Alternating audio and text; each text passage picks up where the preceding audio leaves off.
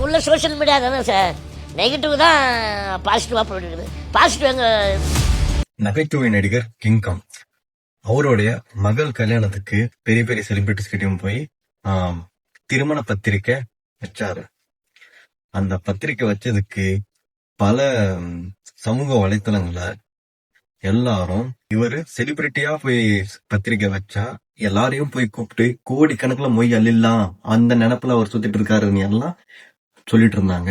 யாரும் வர போறாங்க, யாருமே வர மாட்டாங்க அப்படின்னு ஏகப்பட்ட கமெண்ட்ஸ்.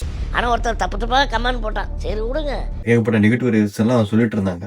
இவர் வந்து பத்திரிக்கை அடிச்சு, இவர் வந்து 10 பைசா கடன் வாங்கி, இவர் வந்து விஐபிக்கெல்லாம் கொடுத்து அதில் வந்து வசூல் பண்ணலாம் அப்படி இப்படின்னு சொல்றாரு. ஆனா அந்த கல்யாணத்துக்கு நமது தமிழ்நாடு முதலமைச்சர் மு.க. ஸ்டாலின் அவர்களே அந்த கல்யாணத்துல கலந்துக்கிட்டாங்க. இதுக்கு நெகட்டிவ் ரிவ்யூஸ் தந்த எல்லாருடைய பேச்சுக்கும் சரியான பதிலடி கொடுத்திருக்காரு நம்ம ஸ்டாலின் அவர்கள். அவர் அழைப்புக்கு மதிப்பளிச்சு வந்த நம்ம சிஎம் அவர்களுக்கும் நன்றி. அவர் முயற்சி செஞ்சாரு, எவ்வளவு பெரிய விஷயம் நடந்திருக்கு. இது மாதிரி முயற்சி செய்யுங்க, பின்னாடி பேசாதீங்க.